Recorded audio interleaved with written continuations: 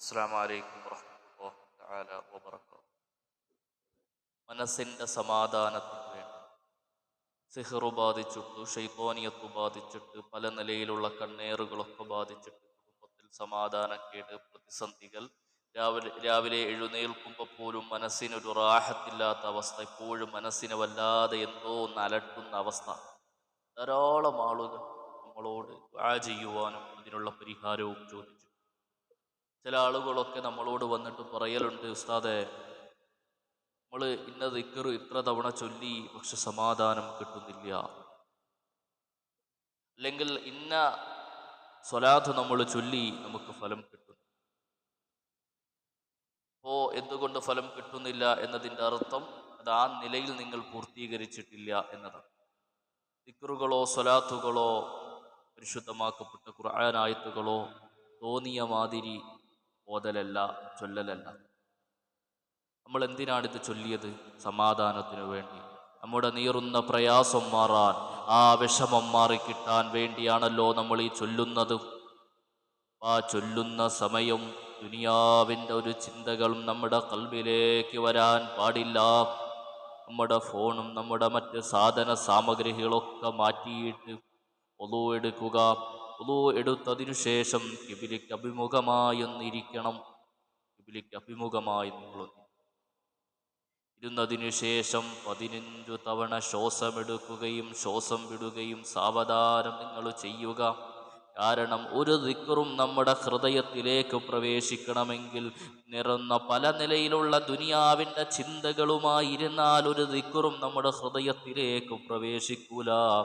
അത് മാറണമെങ്കിൽ മനസ്സിനെ ഒന്ന് ശാന്തമാക്കണം. ആ ശാന്തമാക്കണമെങ്കിൽ നിങ്ങൾ ഒളു എടുത്തുകൊണ്ട് ഖിബിലയ്ക്ക് അഭിമുഖമായിരുന്നു കൊണ്ട് 15 തവണ ശ്വാസം മേലോട്ടെടുക്കുകയും സാവധാനം ശ്വാസം വിടുകയും ചെയ്യുക. ശ്വാസം എടുക്കുന്നതും സാവധാനം, ശ്വാസം വിടുന്നതും സാവധാനം ചെയ്യുക. അങ്ങനെ ഒരു 10-15 തവണ നിങ്ങൾ ആ ശ്വാസത്തിൽ ശ്രദ്ധിക്കുക. ആദ്യമൊക്കെ വലിയ ബുദ്ധിമുട്ടുണ്ടാവും, എങ്കിലും വളരെ ക്ഷമയോടുകൂടി അത് ചെയ്യാം. അത് ചെയ്തതിനു ശേഷം നിങ്ങൾ കണ്ണടച്ചുകൊണ്ട് യാ ലത്തീഫ് യാ ലത്തീഫ് യാ ലത്തീഫ് യാ ലത്തീഫ് യാ ലത്തീഫ് യാ ലത്തീഫ് യാ ലത്തീഫ് എന്ന് 129 പ്രാവശ്യം നിങ്ങൾ ചൊല്ലും.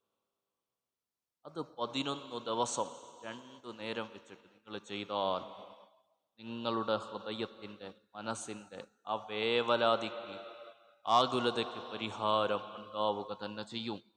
ആ യാ ലത്തീഫ് 129 തവണ ചൊല്ലിയതിനു ശേഷം നിങ്ങൾ പറയേണ്ടത്, എൻ്റെ ആ വിഷമങ്ങളെ പറയലല്ല, എൻ്റെ മനസ്സിൽ നല്ല സന്തോഷവും സമാധാനവും ഉണ്ടാകുന്നു, എൻ്റെ മനസ്സിൽ സന്തോഷവും സമാധാനവും ഉണ്ടാകുന്നു എന്ന് 11 തവണ കൂടി ഈ പറഞ്ഞത് 11 തവണ ആവർത്തിക്കണം. ശേഷം ബിഹഖി സല്ലല്ലാഹു അലാ മുഹമ്മദ് സല്ലല്ലാഹു അലൈഹി വസല്ലം 3 തവണ ഹബീബായ അഷ്റഫുൽ ഖൽഖ് സല്ലല്ലാഹു അലൈഹി വസല്ലം തങ്ങളുടെ പേരിൽ ചൊല്ലി ഇൻഷാ അല്ലാഹ് ചെയ്താൽ നിങ്ങളുടെ ജീവിതത്തിൽ വലിയ മാറ്റം ഉണ്ടാവും. കാരണം യൂട്യൂബിലൊക്കെ ധാരാളം കണ്ടിട്ടുണ്ടാവും, പലരും പറയുന്നത് കേട്ടിട്ടുണ്ടാവും. ഈ രീതിയിൽ നിങ്ങൾ ചെയ്യുക. നിങ്ങളുടെ അനുഭവങ്ങൾ ഈ കമൻറ്റ് ബോക്സിൽ നിങ്ങൾ എഴുതുക. കാരണം മറ്റുള്ളവർക്ക് കൂടി അത് ഉപയോഗപ്പെടും. തീർന്ന മനസ്സിന് സമാധാനക്കേടിലുള്ളവർ ഇതൊക്കെ ചെയ്തു ജീവിതത്തിൽ വലിയ മാറ്റം ഉണ്ടാവും. മനസ്സിന് സമാധാനം പല നിലയിലാണ്. ജോലി സംബന്ധമായി, ഭാര്യ ഭർത്താക്കന്മാർ തമ്മിൽ, ഇനി ചില കുട്ടികളൊക്കെ ചില പ്രണയങ്ങളിലൊക്കെ പെട്ടിട്ട് അതിൽ നിന്ന് രക്ഷപ്പെടാൻ കഴിയാതെ വല്ലാത്ത ആകുലതയിലും വല്ലാത്ത പ്രശ്നങ്ങൾ കഴിയുന്നവർ, അതുപോലെ പല നിലയിൽ പ്രതിസന്ധിയിൽ രോഗങ്ങൾ മൂലമൊക്കെ അനുഭവിക്കുന്നവർ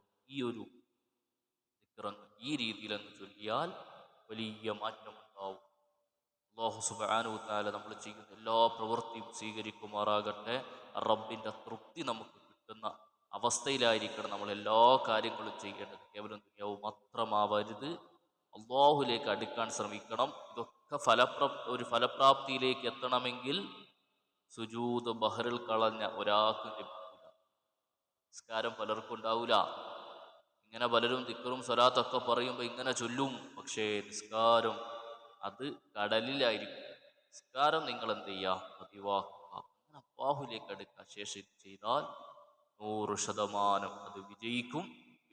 ഇൻഷാ അല്ലാഹ്. അസ്സലാമു അലൈക്കും വറഹ്മത്തുള്ളാഹി തആല വബറകാതുഹു.